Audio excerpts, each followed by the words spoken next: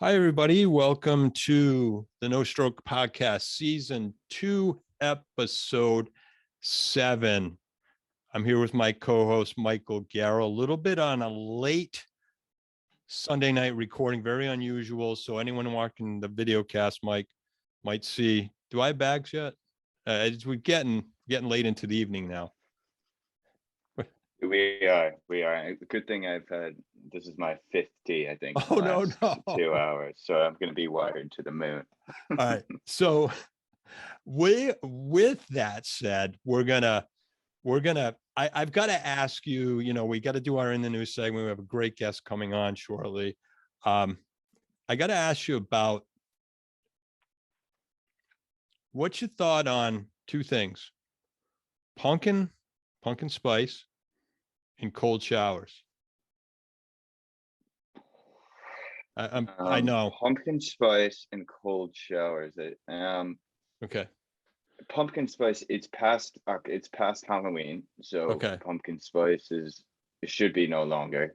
Okay. Not a fan. Cold showers. I would love to say that I do. I'm tough, and I'm able to go take a cold shower every morning, but absolutely not. No. Okay. Get me in a warm shower. Let me stay there for about maybe 10 minutes, 15, 20 if I really have nothing going on. Okay. And get me out. The only thing I do cold is go jump in the Irish Sea, and I'll do that. Okay. Over. So I'm already thinking ahead. For the reason I asked is not you can power nap. Like we talked a little last episode on the yoga side of things. The cold shower, I'm already thinking like I can't do that. So to prepare for this late night recording, I tried for the first time the cold shower because there's Tim Ferriss believes in it. There's he's biohacking health, and I did try it because I can't power nap, and I think that might have some merit. I only lasted about 15 seconds. You're supposed to last 30. It's supposed to do something. We could go a lot of places. So we're gonna. So I just wanted folks to get to know you and I a little better because I asked the pumpkin spice. I know you don't. The Guinness beer. You don't like anything. Like the coffee and other things added. So that would that apply? Spice. Okay. No, all right. So it's out. We get to know Michael Garrow a little better. So in the news, another hard transition, but that was my in the news, pumpkin spice, everything. And then there was a little, bit about the benefits of deep dive cold, whether it be in the shower. What do you want to talk about after that? I mean, come on. What struck you about, I guess how do you follow that? A bit more. Yeah, I'm gonna go, down a bit more of a boring stream here. Well, not particularly. I'm gonna, get us serious, after we've talked about pumpkin and cold showers. So in the news for me, a good friend, and hopefully a guest who's going to be joining us here, possibly before the end of the year. We'll see kind of where the schedule falls, but Marina Barhovich, who is running a symposium this week on health coaching, right? So her and her husband, Eugene, who I've known a long time through the digital health kind of industry, they've launched a company called Your Coach, YOUR Coach, and that is a product that is really trying to aid health coaches, right? And try to bring some evidence to the health coaching world. So they've been, I think this is their second year that they've run the symposium. I attended last year, got to a couple events this past week, and it's just brilliant to see like this world of one-to-one support and that coaching model really starting to make an impact and scale across, different chronic conditions. And get out of the world of wellness and, your kind of natural remedy type, healing, where kind of, that's where health coaches almost sat for a while. So really trying to make a dent in, healthcare and it's interesting enough, and I'm sure we could dive into it here when you intro our guest.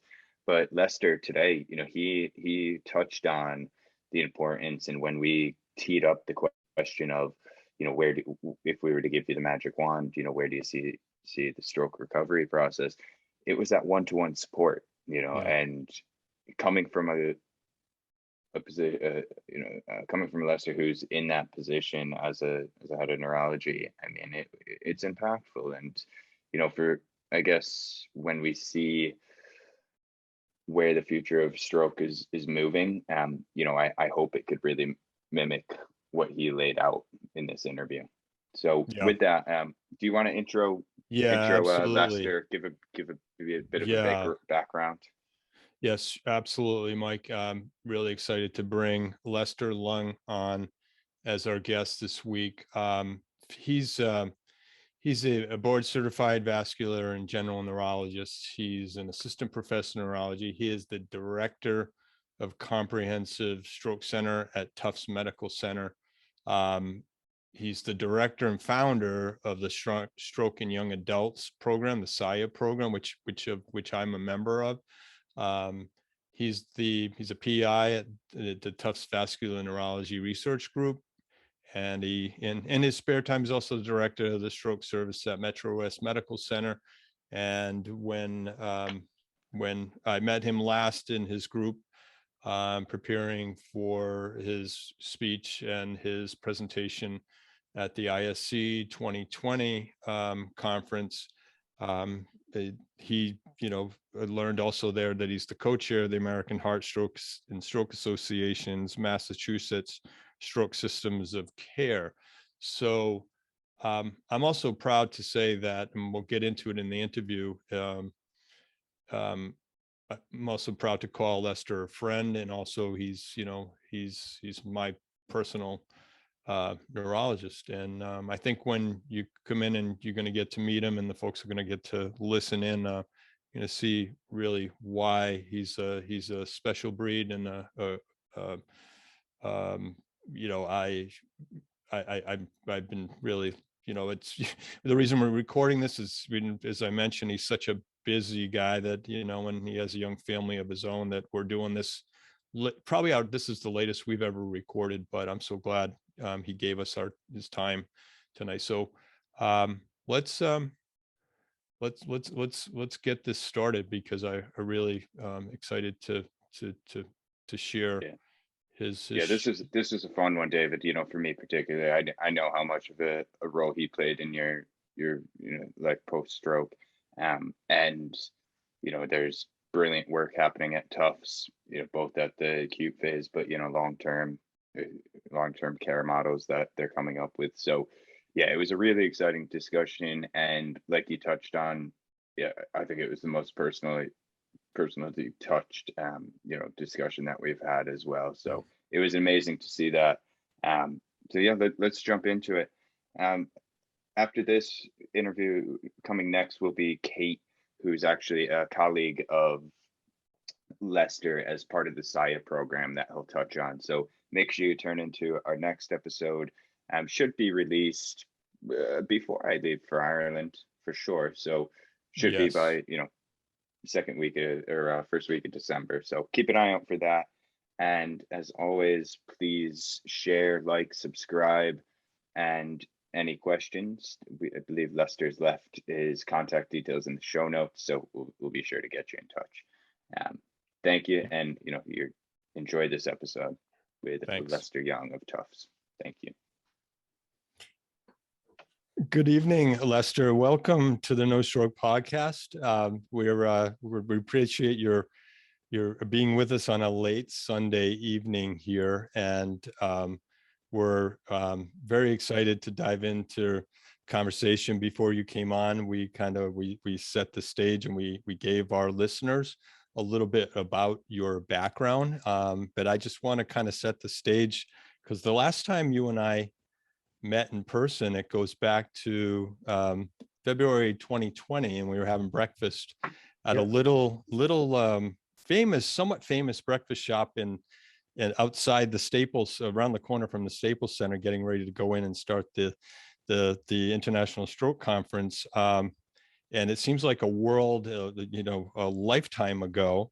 But first of all, can you remember the name of that place? I can't. I'd have to look up on Google Maps what it was. I usually star places that I like, so find it if you really want to know. You recommended it. You sought it out, and it was a great breakfast, and even better conversation because we were discussing.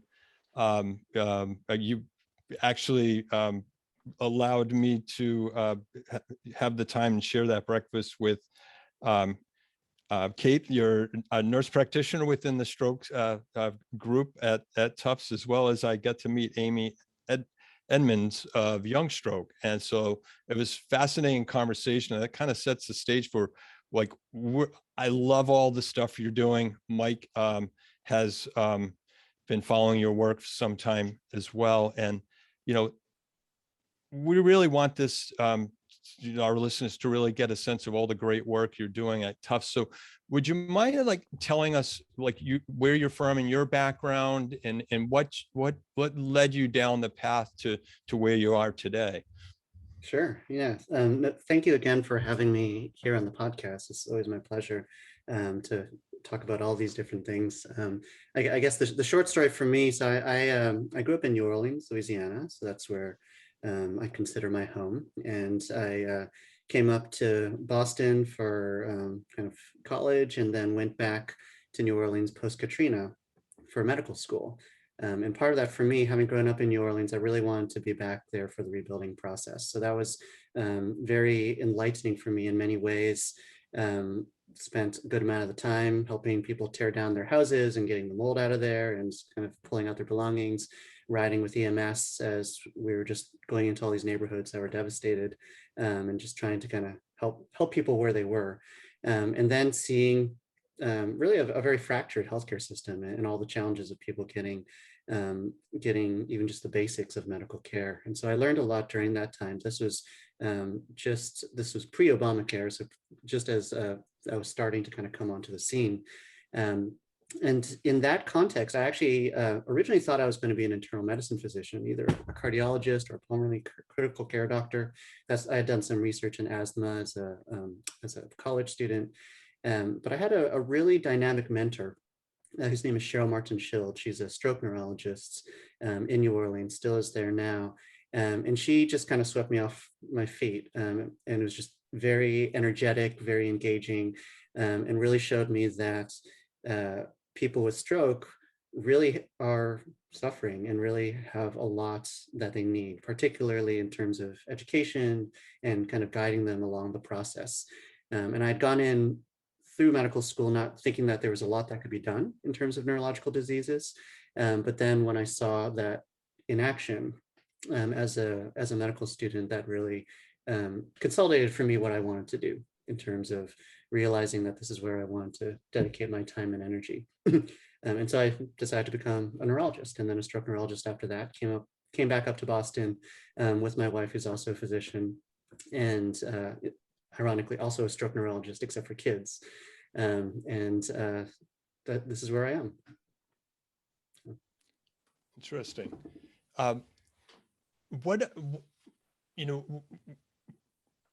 Things certainly have changed since that time we were together. And can you talk about what you were presenting? I know you were busy at the conference and we were crossing paths a lot. Yeah. What is some of the present work you're working on, and what kind of excites you the most about where you are in your career? Sure. Yeah. So I try to bring something new to the stroke conference each year if I can. And part of it is that I work at an academic medical center. So I work at Tufts Medical Center, and I work with a lot of students and resident physicians and others.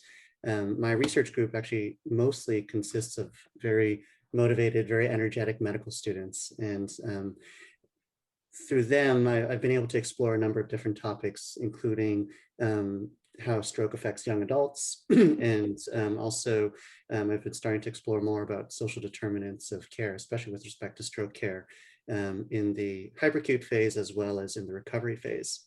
And that year in 2020, which seems like a long time ago, yeah.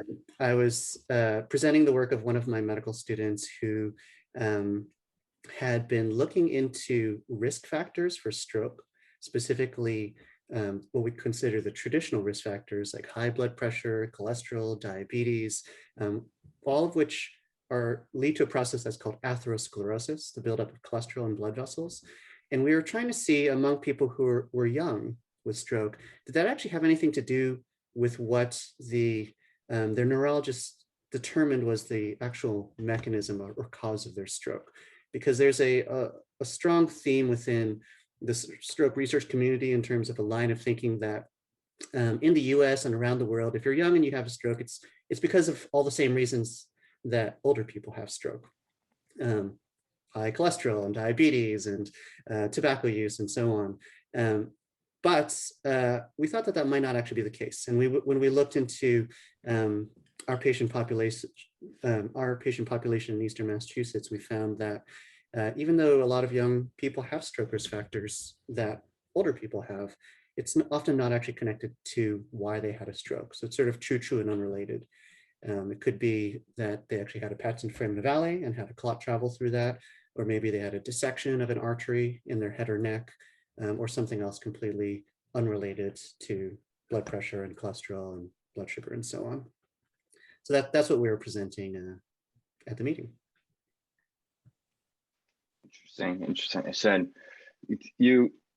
when you started to talk about, your venture back when you went to New Orleans, you mentioned the rebuilding process, and that really drew you to wanting to be in that scene where you were trying to help what was your home kind of get back to the point of where it was, and I could only think of how that relates back into the life of a stroke survivor, right? It's that rebuilding process.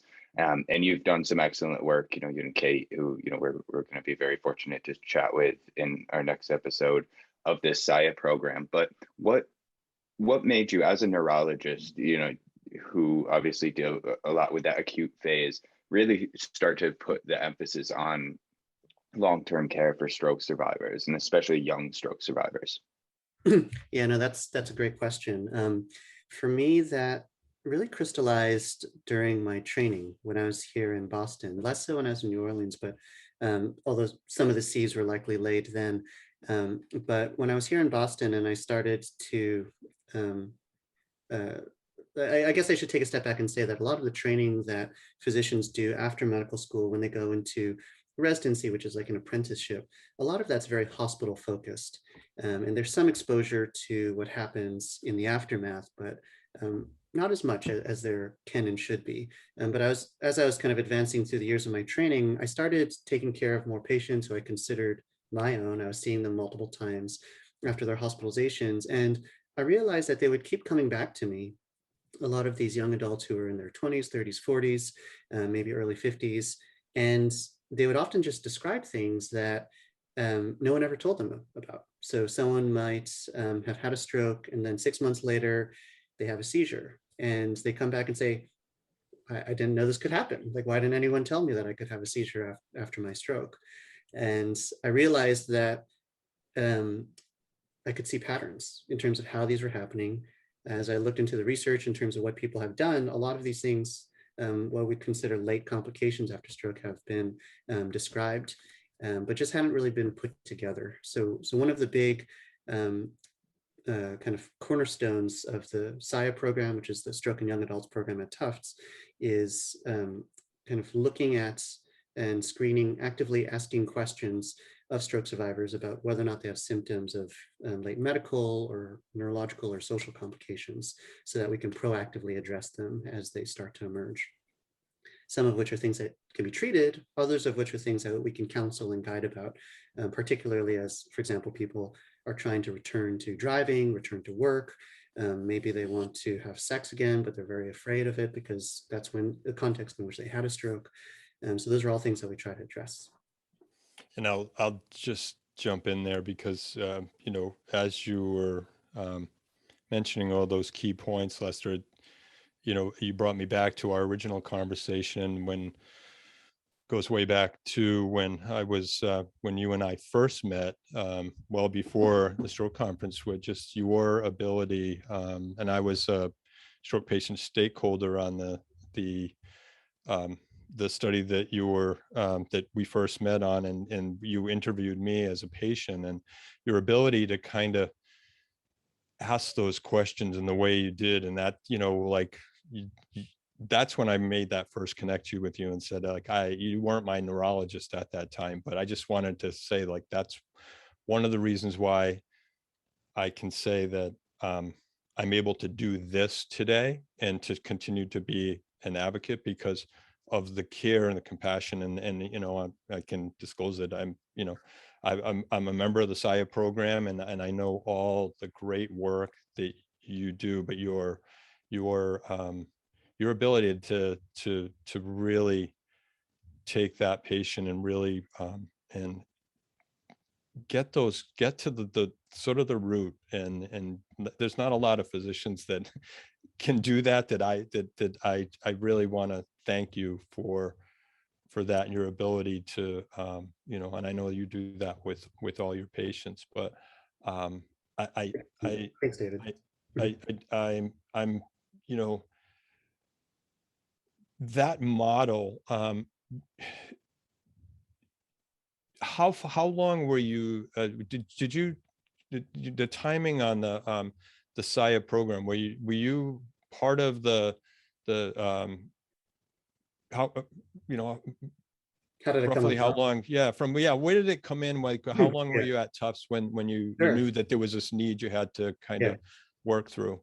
Yeah, so basically from the first day I arrived, so we consider its inception date July 1, which is the day that I started, July 1, 2015, which is the day that I started at Tufts. And I basically came in with a, not exactly a business plan, but a proposal for my chair that, hey, I want to build this program here. And he was very supportive from day one. This is David Thaler, who's the chair of neurology at Tufts. He himself has a very strong interest in young adult stroke and has made a career and built up a lot of expertise around strokes related to the patent foramen ovale, or PFO. And he was very supportive of it. And he would just say, hey, take it and run with it. Do what you think is going to be right. And so it started then, but it's been evolving over time. And I guess maybe I'll mention a couple things. So this kind of dovetails or touches upon some of the conversations that I've had with Amy Edmonds of Young Stroke, and many of the stroke survivors and advocates in her group, as well as other neurologists and nurses and others who are very interested in helping young adults with stroke. There are a number of different, I think, models that people have come up with in terms of trying to address the needs of people who are young and have stroke. And actually, there's another kind of well-known expert in our area, Anish Singhal, who's a stroke neurologist at Mass General Hospital, who has also built a career in this area. And he actually invited me to write a chapter in a book that's going to be coming out next year. And the chapter that I wrote is specifically about post-acute care programs for young adult stroke survivors, or actually just young stroke survivors in general. And I actually highlight a few of them, including the SI program at Tufts, the young stroke program at young adult stroke program at Mass General, the young stroke program at Stanford, and also the cerebrovascular diseases program at Boston Children's Hospital for kids and adolescents. And in that chapter, I kind of describe different ways that health centers, medical centers have tried to kind of structure models to help provide medical care as well as support other needs for young stroke survivors. But the plug that I'll say for the SI program at Tufts is that it's really meant to be portable. So we actually, over the years, I've been refining it and actually have an acronym, which I hope you'll love. It's ENDURE, and it's meant to help focus the doctor, the nurse, whoever it is, in terms of helping the stroke survivor kind of figure out how to strategize around things. Because it's really, for us, like, we're not a gigantic, very rich medical center. We have to be kind of young and scrappy per se, like Lin-Manuel Miranda, and sort of use the resources we have. And the hope that I have is that this is something that can be replicated and can be brought to many places. So there's some other medical centers like in Michigan and some other places that are trying to replicate and do what we do. But the acronym, the first two are very medically oriented. So the first is etiology, and then the N is next stroke. So the idea is that for me as a neurologist, I'm trying to figure out what caused your first stroke, because that's what's going to be the leading edge in terms of your risk of having more problems, especially in the short term. But the N is helps me focus on competing risks. So maybe you had a stroke related to a dissection, but you also have high blood pressure. And so I do need to address your blood pressure as well to make sure that you don't have a stroke 2 years from now because that was uncontrolled or not assertively managed. The next two letters, the D, actually the next three letters, the D, the U, and the R. The D is the deficits and disability from the stroke, kind of understanding how did the stroke affect you and how is that really preventing you from doing what you want to do. The U is where the late complications come in. It's unexpected complications. What are the things that I might be able to anticipate as a physician, but it's my responsibility to kind of help you keep an eye out for those things, the things that individually for you, I want you to look out for. And then the R is the kind of rehabilitation and recovery, figuring out, okay, this is how stroke has knocked you down, but how can we help you get back up again? What are the things that will that we can do in terms of removing those barriers? Because I think ultimately a lot of recovery and rehabilitation is not going to be the same for each person and needs to be really customized. But that's something that an individual stroke survivor may have a hard time navigating, which is where I think a lot of the work that you guys are doing is really going to be amazing as it kind of grows further in terms of helping people find those resources. And then the last one, E, is the education piece in terms of figuring out, okay, what types of things this time when I'm, we're seeing each other, having a conversation, what types of things can I be helping you with in terms of sharing, in terms of knowledge? So a lot of people come to me with questions that are not medical questions, but things like, hey, how am I going to figure out how to get back to work? Or how am I going to pay the bills? How am I going to figure out how to talk to my husband about how, I can't do that thing anymore, and he needs to, take on more of this responsibility. So there are a lot of things that I end up serving more as like a coach in terms of trying to guide people through those challenges with how their stroke has impacted them. And as David mentioned it, previously, you're able to get to that emotional level with the patient that removes those barriers, and they're able to ask you the difficult questions. So that must be a very rewarding part of the job for you. It is. There's a lot of tears too, so I keep a lot of Kleenex boxes in my office. Well, I was curious, and I wanted to kind of dive into some of your research that's come out recently as well around, we've been talking about, this model, and you kind of mentioned two interesting places that you've worked, right? The Northeast, Boston, as where you are currently, and then New Orleans. So you've kind of seen two different worlds in terms of, right, how survivors at the end of the day are impacted by stroke. I came from Ireland, where I lived for about 6 years, and the differences of if you were in Dublin or in one of the big cities and you had your stroke, the likelihood to be get the TCPA and you get that care that you needed obviously just increased tenfold, which impacts outcomes. So I'd love to hear more of the research that you're looking at around the impacts of social determinants of health in that road to recovery. Yeah, no, that's thanks for asking about that. A lot of this is relatively new and unpublished, so I'll put that caveat there. We're submitting some papers and such, but as I mentioned previously, like I work with a lot of incredibly smart, incredibly motivated medical students who are smarter than I am. I just happen to have the tools and like the ability to kind of like guide them in a particular direction so that they can shine. And especially over the past 2 years, as the COVID pandemic has laid bare just lots of disparities in healthcare, there's been a new sort of opportunity to try and really put a magnifying glass to those and see, what are the things that we're doing or that we're not doing that's really making, in particular, the delivery of healthcare inequitable.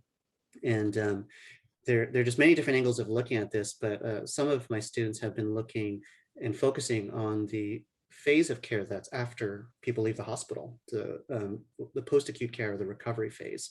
And as both of you know, and hopefully many of your listeners know, there are many different destinations that people can go to after they leave the hospital with a stroke. If their symptoms or their deficits are relatively mild, they might be able to go home and get some therapy at home, maybe go to a clinic after that. If they're more severe, then the hope is that they go to a good rehabilitation hospital. And by good, I mean that there are physical therapists, occupational therapists, speech therapists that are very experienced with people who have stroke, as opposed to orthopedic injuries and other issues. And also the physicians that can help work with them too, like physiatrists and neurologists who can kind of anticipate problems, address them as they come up. One thing that one of my students named Catherine was looking at is there's actually this measure of income or socioeconomic status that isn't necessarily looking at the individual, but it's actually looking at a neighborhood or a community. And so her hypothesis was, maybe we can look at the community level, at a zip code, let's say within different regions of Massachusetts, which actually Massachusetts has many areas that have very high income inequality as compared to other parts of the US. And maybe if we kind of hone in on these locations, these regions, we might see that there's some difference in terms of how people do in their stroke outcomes. Because we would like to see everyone kind of like recover pretty quickly over the first 3 months, essentially, the first few months for several weeks, at least in terms of getting to a reasonably functional level, being able to walk, being able to start communicating verbally again, if those are some of their symptoms. But if people don't get to kind of that phase early on, then they might be at quite a disadvantage afterwards in terms of trying to get more rehabilitation services. So she actually was looking at the kind of main outcomes measure. It's very crude, but it's called the modified Rankin score for patients when they were just leaving the hospital, so at hospital discharge, and then when they came back to their first visit in the stroke clinic. And what she found is that for people who lived in neighborhoods with high income inequality, which is to say, there are some people who were very well-to-do, very rich, some people who had much lower incomes in the same neighborhood, same zip code. Those, the people who lived there had a blunted recovery trajectory. They were less likely to get to a good level of function as compared to people who lived in neighborhoods that were kind of more equal in terms of income. And this was different than at discharge, where there was no difference. Like when you enter the hospital and then when you leave the hospital, it doesn't matter what neighborhood you come from, but when you leave and then come back to the clinic, something in that time period in terms of where you go, what you do, what you have access to, really makes a difference in terms of how well you do. And our interpretation of that is that at a community level, there are just some communities that don't invest in resources for people with stroke, for stroke survivors, in terms of rehab clinics and kind of community resources for transportation to get people to where they need to go, or supports for caregivers who otherwise are being pulled from work in order to bring their parents, their spouses, their children to a rehab clinic.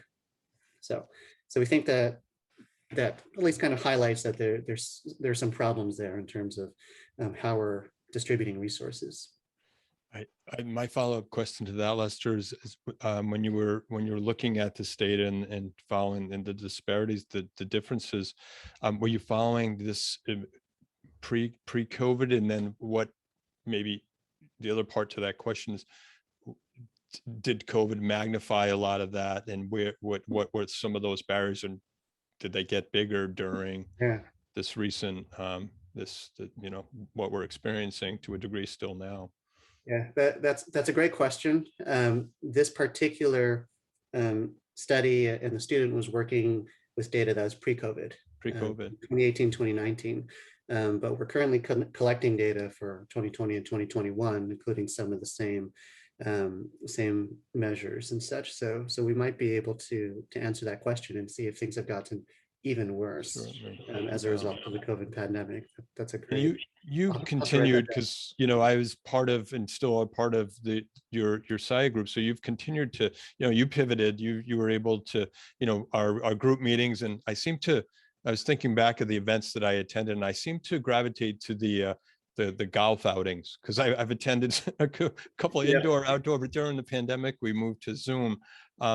And you continue to keep the group connected, yourself and Kate.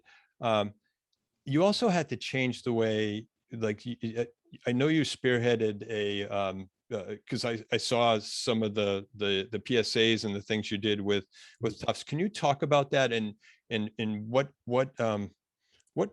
caused you? Were you seeing just a real drop off in people, and the fear that came with, wanting to go into the hospital during the height of all this? Yeah, no, thanks for asking about that.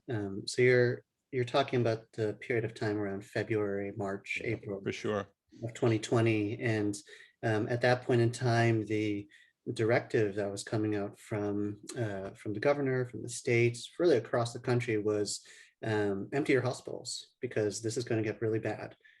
So send everyone home, and if you're not sick, don't go to the hospital. But some of us, myself included, who I guess unfortunately have the ability to anticipate problems, realize that if we're telling people to not go to the hospital, they're not going to go to the hospital when they really need to, like when they're having a stroke or a heart attack, or maybe some other type of injury, like, they fell down the stairs and really actually broke their hip and it's hurting, but they maybe don't realize how serious that is. So it actually started out for me just recording a video on my computer and posting it to Twitter. And then our head of marketing was like, we really should send this out, like kind of spread it out more widely. So then I filmed something for Tufts, for the marketing department, and kind of sent it out across our network. And then very shortly after that, like a week later, Governor Baker was meeting with the heads of all the major hospitals and just turned to them and said, this is a problem. Like, over the past 2-3 weeks, people with stroke and heart attacks have been going to the hospital. You guys need to do something about this. And very quickly, the Tufts CEO at that time and the marketing director was like, okay, well, we already have a script. We already have a message that we want to send out. Let's just pull together the other hospitals and make this a joint effort. So that's how that came about. It was a kind of multi-center, state-sponsored public service announcement, just to tell people, you know what, we're doing everything we can to keep people safe. The rates of transmission of COVID within the hospital are minimal or nothing. So if you're really having something like a stroke or a heart attack, you really need to come to the hospital and really need to do that, get care for that, because that's going to be much worse than anything else. Well, congrats on that and getting the ball rolling, because it was really well done in its final form. It really made an impact. Thanks. And I guess I'll just say as a follow-up. This is the second. Sorry, I need to intrude and say you're actually our second Boston celebrity that we've had on. I really thought you'd be our first, but Caroline Goggin joined us for our second episode. Okay. Who's a news reporter up in Boston. So, you both got great FaceTime in the Boston media outlets. I mean, you did. I remember that video even floating over to Europe. I saw that, your face on it, on the ad, and it was part of a World Stroke Organization discussion. It was a workshop around the same thing. It's like, how do we get the word out there? And I saw your video, and the guys were like, look, we need to replicate this. So yeah, amazing work. Great to have another celebrity. I didn't realize it had gone over the Atlantic. Like I'd had some of my students like going back to home to like Pennsylvania or something and say like, hey, I saw you on TV. I was like, in Pennsylvania, really? So I was just going to mention, just as a follow-up to that, so fortunately for us, at least for a lot of our hospitals in Boston, like the message really got out, and we didn't see very many drops in terms of people seeking care for stroke, which is very different than the rest of the country and the rest of the world, where there were dramatic reductions in terms of people seeking care, which you could just imagine how many people are out there with strokes that they didn't get treated for. But what we did see is that people were coming late to the hospital. So they weren't often coming in within the timeframes in which we normally implement some of the time-sensitive treatments for stroke, which in most places for the medical treatment for ischemic stroke, it's within the first 4.5 hours. And then the surgical treatment is now, fortunately, extended out to about 24 hours. But another thing that we did to pivot at Tufts Medical Center, and we're still actually the only comprehensive stroke center in Massachusetts to do this, is that we've actually extended out our tissue plasminogen activator treatment window, the medical treatment window, the clot busting drug, out to 24 hours, because there's been a lot of data and some new guidelines that suggest that we can do this safely using some advanced imaging studies, with the idea being that between you and me, one of us may be healthier, and it could be like for you, like your brain might be holding on better, especially you, David, since you run and you're you're very fit and healthy and active, versus somebody else whose brains may just transition from injury to dead brain faster. And so we have imaging studies that can actually help us figure out who's actually holding on longer and may have brain that we can save, even if they're coming to the hospital at 12 hours or 16 hours. And so we actually did not have a drop in the number of people that we could treat last year because we implemented a protocol to actually extend out our treatment window. So people were coming later and we were able to treat them. So That's fascinating. I didn't. Yeah, it's the area that, that acute phase within stroke, and it's fascinating to now see, that time change, right? And as you see, there's ambulances in Australia now that have like these mobile CT scans on, so you're getting, it's getting to the hospital as quick as you can, right? And it's brilliant that, there's so much attention put into that first phase, all right, of detecting, getting to the hospital, getting the proper treatment. And it's interesting, you said this earlier in the discussion, it doesn't matter where you're coming from when you walk in the hospital doors and when you're getting ready to leave. It's, you're the same person. It's when you leave is going to make that difference. And I guess my question to you is, all of this work that you're doing in this post-acute phase of, trying to really bring that person back to the best life that they could live, after their stroke. Does that matter if we don't have the reimbursement models that cover that? Yeah, no, I mean, that is such a fantastic question. And I think you're really digging into the heart of one of the biggest problems, which is at least in the United States, but I think it's this way around the world, in kind of well-developed countries that are really driving a lot of medical research. Money is often the research dollars and the kind of investments are often towards the questions, the products, the technology that's very sexy, and that seems very miraculous, but may not actually be the things that are most helpful for people or the most accessible.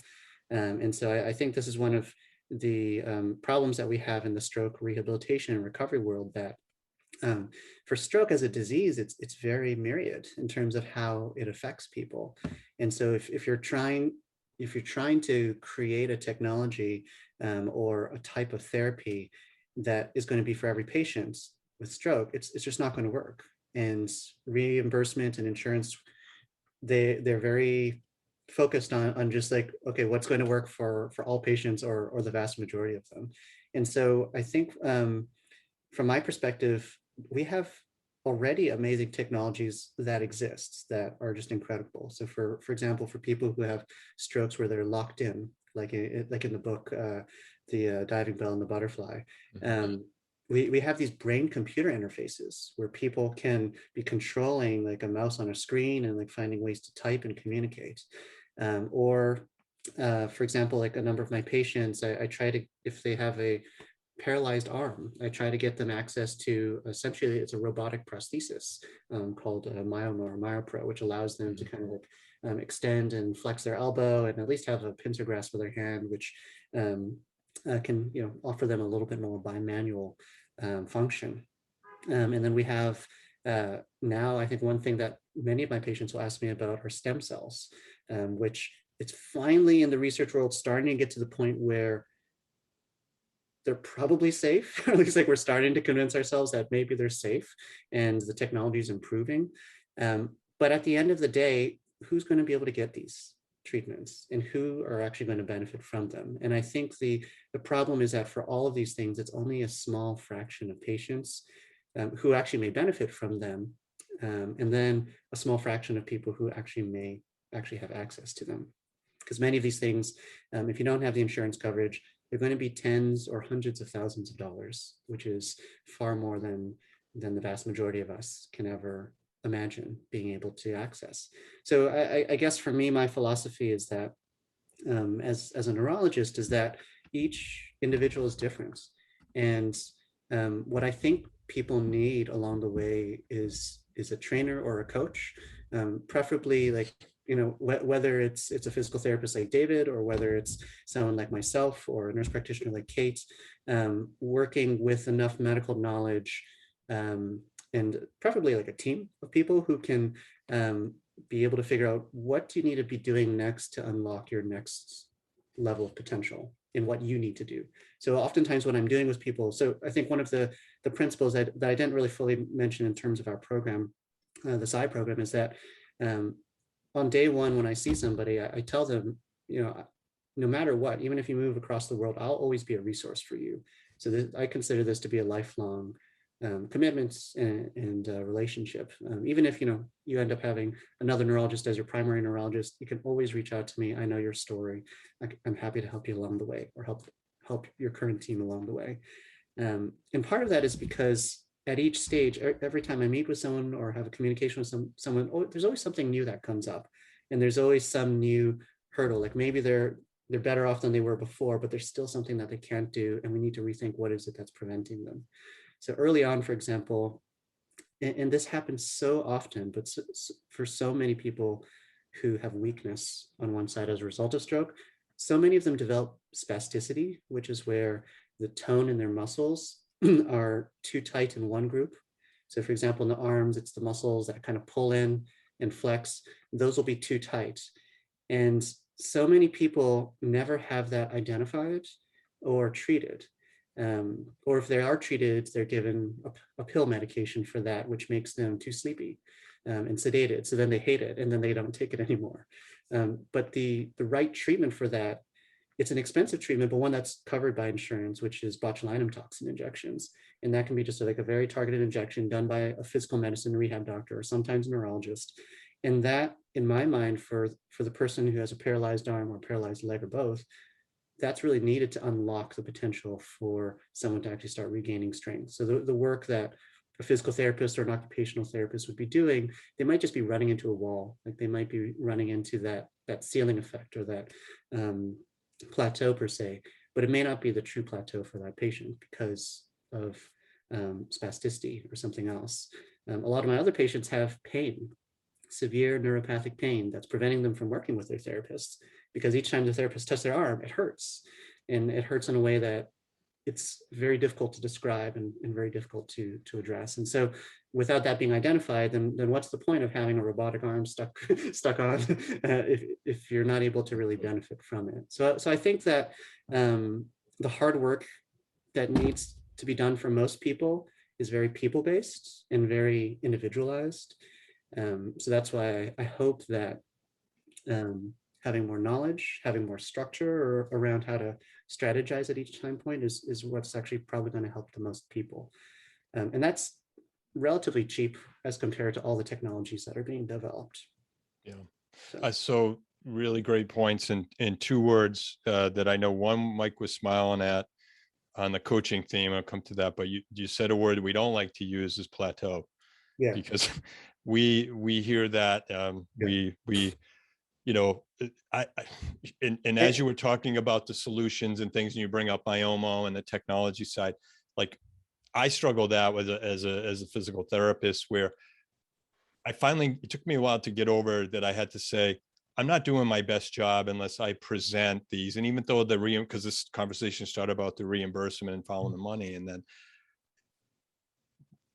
some of those tools or figuring out how those pieces interconnect at that stage and at that right time can help get over that dreaded plateau word in many cases. Or and you mentioned, and this is where I hope your model gets replicated throughout the country, because it's very much similar to what Mike and I would like, that we use coaches and we use them for other conditions. And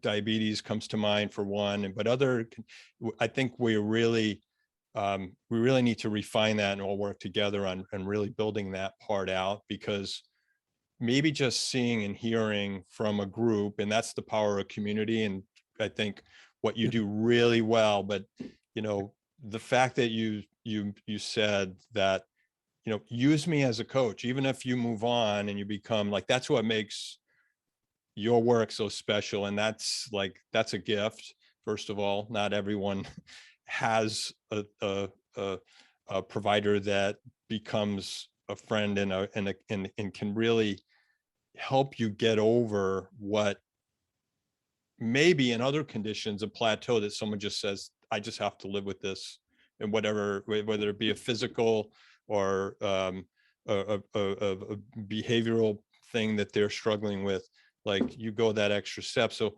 the support and the connection with the programming, that we don't always treat stroke as like a chronic condition, but I think we need to, especially in our younger survivors that are living with this for the majority of their lifetime now, we have to do a better job supporting this for a lifetime, and not just when the episode of care ends, the door closes. So if I may interject, I have a similar problem with the word plateau, even though I kind of threw it in there like a little grenade. No, I know.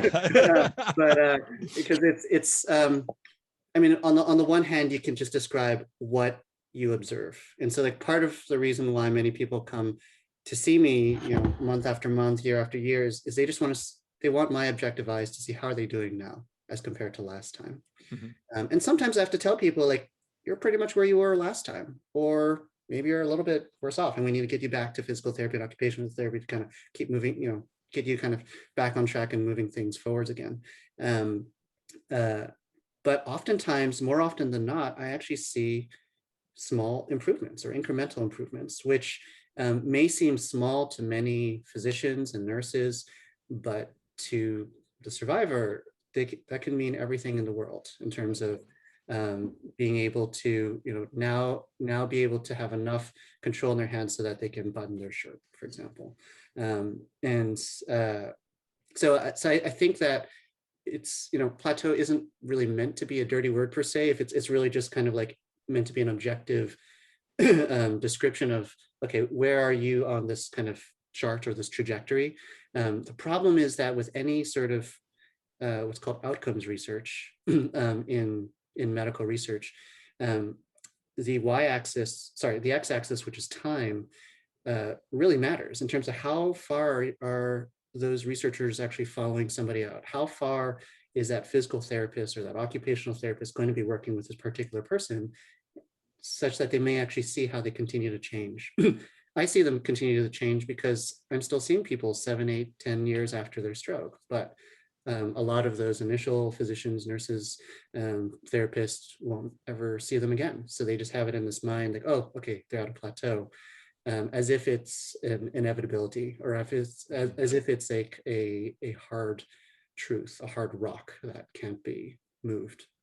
But I think an important message for people is that it can be in many cases. It's just a matter of figuring out all the pieces that have to come together to actually make that happen. So. Lester, we normally end with a question around, if we were to give you a magic wand, how would you redesign the stroke rehab experience? And I think there's so many tidbits that you've just covered over the last 45 minutes with us that really encompasses how you feel and what you've already done to make this experience truly some of the best for what I've seen in the world for the stroke survivor. you know, in your program. So you're already doing amazing work, but let's dive a little deeper, and we're going to hand over the magic wand, and, you know, in a few sentences, you know, how would this rehab experience look for you? And yeah, I mean, I think a key part of it is the one-on-one kind of direction. Like I think everyone deserves to have a person who's helping them to guide them along the way. And I'll just kind of say, as I'll get, maybe I'll provide just a brief anecdote as kind of an aside, just kind of, which I think is a beautiful illustration of this, which was even before I knew that stroke was what I wanted to do, I had a friend that I met who's actually a pre-law student from Switzerland. And then she had this very crystal clear idea of what she wanted to do, which was, I want to be a lawyer, a defense lawyer for people on death row. And I was like, wow, that's that's very specific. And then I just asked her, so why is that? And the way she told it to me is that these are people who are on the precipice of existence. You know, they're coming to the end of their lives, and there's no one else there for them. So I feel like I need to be there for them, to help them. And so for me, that I think kind of was a beautiful illustration of what I think there are many people who feel this, like the need to want to help others, and to kind of help in different ways to guide them through a troubling time. And so I think that in a perfect world, in terms of a stroke rehab experience, there would be, for each person, for each survivor, at least one person who's helping them along the entire way, and is a consistent resource and can help pull together the pieces. Okay, you need to see the neurologist, or okay, you need to pull in the physiatrist, the physical therapist, the speech therapist, the occupational therapist. Oh, okay, you know what? I hear what they're saying here. I think maybe, why don't we try and see if we can get you access to this technology that might help with this particular thing during this particular time. Because all of these are just puzzle pieces that some people may need and some others don't. But right now, everyone's just struggling to figure out, oh, you know, I heard about this thing. Will it be beneficial for me? But it's, I think navigating all of that is probably what's most difficult for people. So that navigator, that guide, that coach is, I think, the most important part. So if that piece is in place, the icing on the cake would be having reimbursement for everything and access to all technologies. That would be the other piece. Absolutely. And you know, yeah, as David said before, my eyes lit up when you said that one-to-one support, because, you know, I've been involved in the health coaching community for a while, and I see, you know, really what the power of that one-to-one support does.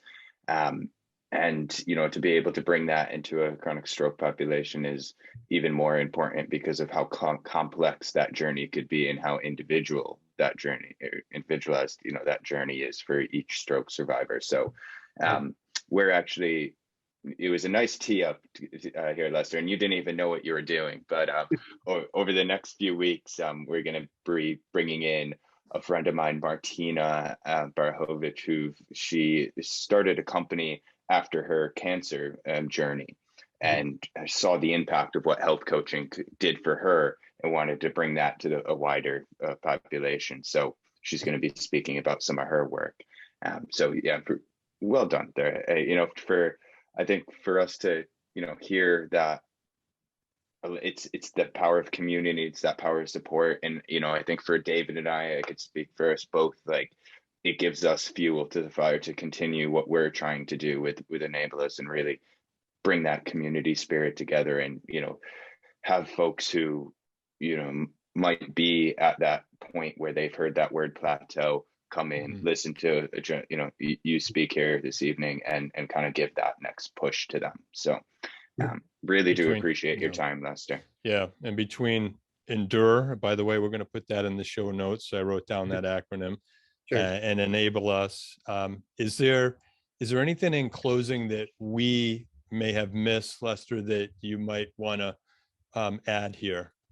Yeah, I think as you're kind of describing that, Michael, one thing that I was thinking a little bit about is another challenge, which I think also kind of fits into this like perfect world vision, is is how to bridge the gap between the medical community, like healthcare professionals, and the community of survivors.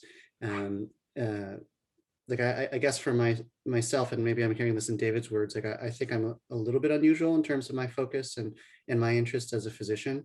And I kind of expressed previously, and this will probably come into your next interview with Kate, that I think that advanced practice providers, especially kind of very well-trained nurse practitioners like Kate, really are the future of on the medical side of post-acute care for stroke, because in the care of people with stroke on the medical side, there are relatively few of us in terms of physicians who can provide that care. And so relatively few will actually have the bandwidth to follow people in the long term.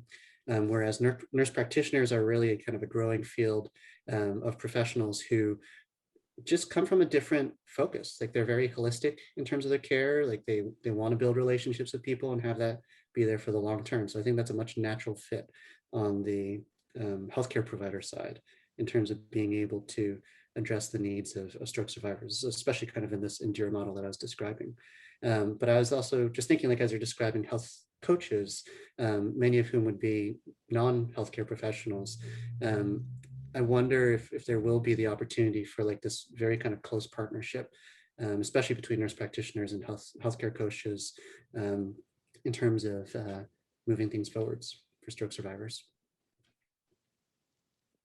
Yeah, I agree. And I really feel that it's going to take groups like yourself, because I think you've shown, and if anyone that I've talked to in the SIA group over the years, that's the message that comes around, the difference that you and your team have made, and letting them know at that time it's okay to not be okay, but it's when like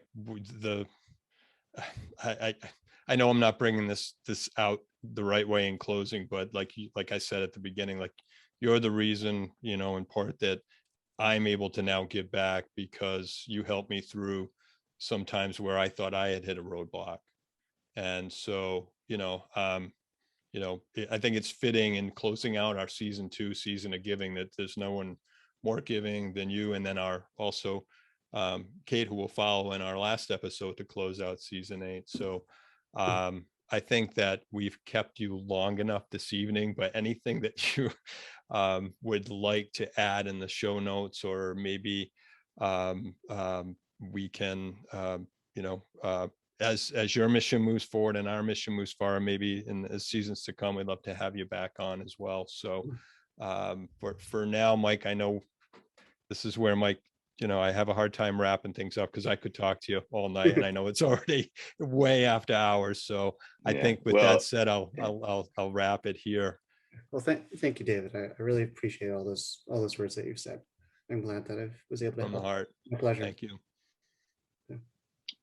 Well, I couldn't think of a nicer way to end, so I do appreciate it. And Lester, thanks for getting this guy to where he is today, because him and I are we're having fun with this. We certainly and are. It's something that is close to the both of our hearts. So it's amazing to have this conversation, and we do look forward to speaking with Kate in our next discussion. So thank you very much for your time. I think I have some Christmas trees to put up in my house. Those of you who have been watching, Lester and David pushed forward this weekend, got their Christmas trees up, and I've been slacking. So maybe unplanned at that too. So we'll make sure we get that covered on the next episode with Kate, Mike.